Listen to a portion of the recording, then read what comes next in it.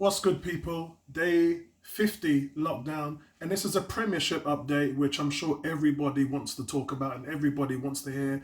So let's start from the bottom, shall we? Meeting started on Monday. Chief Executive Richard Masters he came out on Monday and said it looks like everybody's happy and everybody's in agreement that we've got to get this thing moving ahead. Okay, right. So that was pretty much Monday. Not much else came out of it, except for the fact that we were told that the league and the teams are going to be losing roughly about 340 million minimum.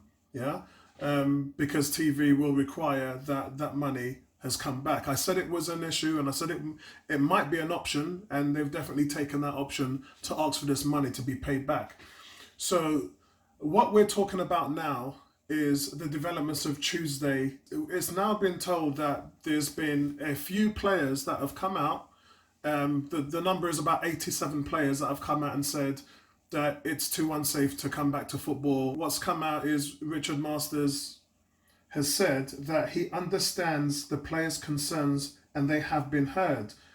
Now, what's going to happen today is all club captains and club managers are going to take part in today's meetings, and that is going to really talk about dealing with the solutions on bringing players back. And that's what I want to hear. All this talk about, yeah, it's coming back, and look, that's the league.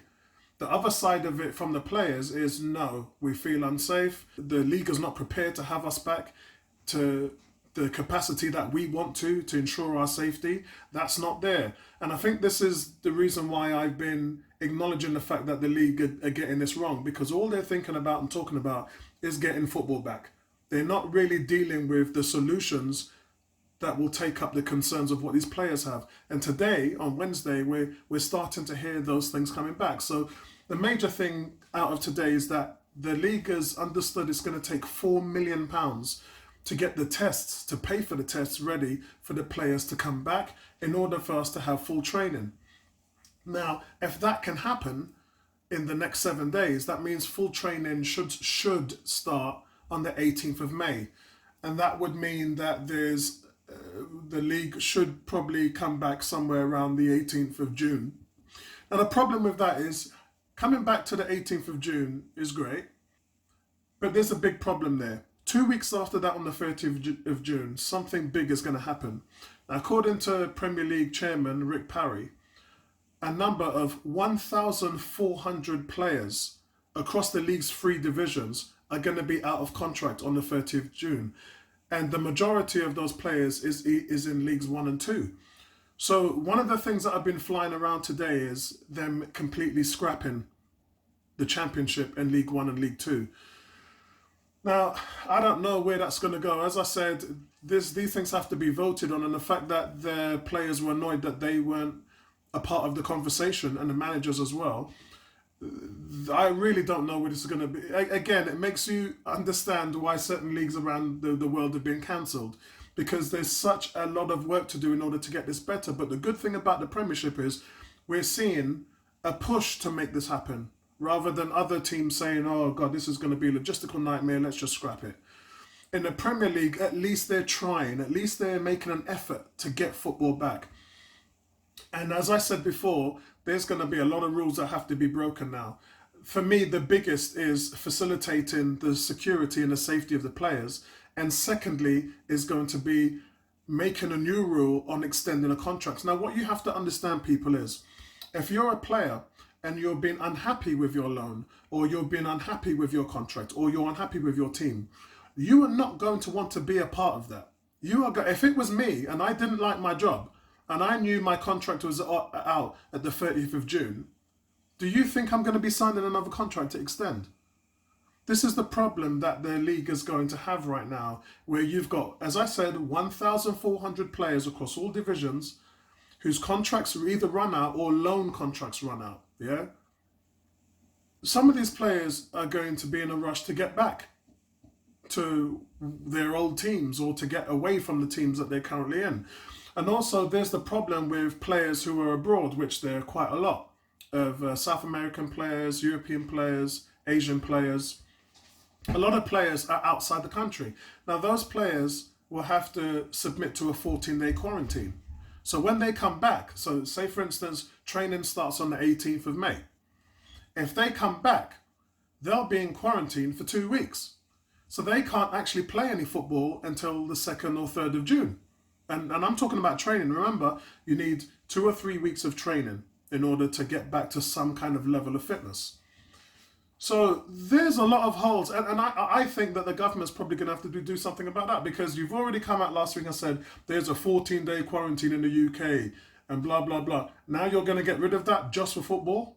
It's almost like you're going back against your word. But again, these are one of the teething issues that they're going to have to sort out. For me right now, I'm talking solutions. We need to hear what solutions is actually going to be happening now, because it's great that they're looking to push what's going on with the players, but the sticking point for me is that they are still asking the players to sign a waiver. They are saying, the league, that no football can happen until these waivers are signed. And the players on Monday, I believe, have already said no. They've already said they're not signing these waivers. So there's a massive disparity between who really wants football back and who doesn't. And it's like a magnet. The two ends are kind of pushing each other away. So I don't know how they're going to get across that, because regardless of what anybody wants to say, there's going to be no football if the players, and they've been quite outspoken, teams have told the players not to come out on social media or not to come out in the media and talk about their desires to not play football. And unfortunately, we're starting to hear, Sergio Aguero, he first talked about it a couple of weeks ago, and we heard a few Arsenal players like Aubameyang talk about it. But Danny Rose came out with it now, and then Raheem Sterling on his Instagram also talked about it. It's clear that the players are really uncomfortable, and the league have to do everything in their power in order to get them back to a point where they feel safe, where their families feel safe. And the one thing that's not happening is probably not going to happen, which they tried in the NBA. They said in the NBA that we're going to pull all the players off into a hotel and leave them there. And the players were like, you're going to do what? You're going to remove me from my family in a time of a worldwide pandemic? No. NBA chairman said no agreement is going to be made in May. That's what he said. He said that they are so far away from getting this thing back, and they're moving away from the finals point as well. We should be literally playing the finals right now in the NBA. We should be deep in the playoffs. And a lot of people are talking about, I know Shaq came out and said, just scrap the season because there's going to be an asterisk next to whoever wins. For me personally, I'll explain that a little. It's a restart. It's like a new season, because they haven't played basketball for so long. They haven't trained. They haven't really done much. That to come back would almost be like a new season. It would be like most of the injuries would be over. Players would be coming back. Most of them won't be fit. And the winners of an NBA final this season would be the team that comes back better prepared, better focused, rather than it being the team with the best record like the Lakers have had this season. If they come back and their players are motivated and they're not fit, and they just don't come back because they're concerned, then they're not going to win the title. And the team that will is going to be the ones that have been able to pinpoint their focus to success. So I think that's the reason why people like Shaq and Kenny Smith and, a lot of these analysts are saying that there's going to be an asterisk next to the winner. But look, I'm a Redskins fan. We won the Super Bowl in a strike season. No one talks about we won the Super Bowl in a strike season. Our name is just next to the Super Bowl in '87.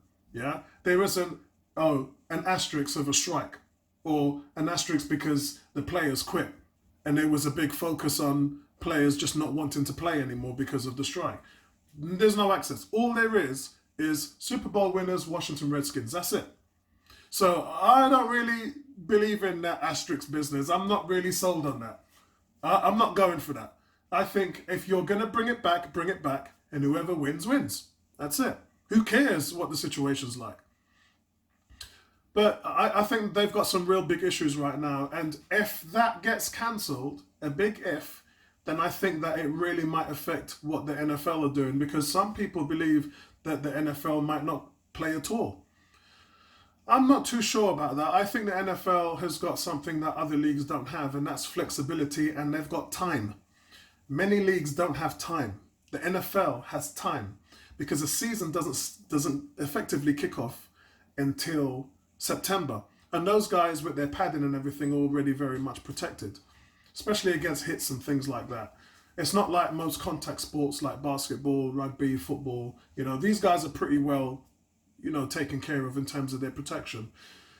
But listen, I think that we're going to start to hear some revelations, and this is a crucial point of the talks between the Premier League and the players and the managers and doctors, where they're starting to change their narrative towards the players' concerns. And that can only be a good thing, guys. And I think that that's where we're going to leave it today. Hopefully we'll be able to hear more over the next coming days. But that's where we are. That's where we're going to leave it. Okay, so take care of yourselves. Take care of your pitney them. Take care of your family. Peace. I'm out. Hashtag stay home. Hashtag with me. Nice one, guys.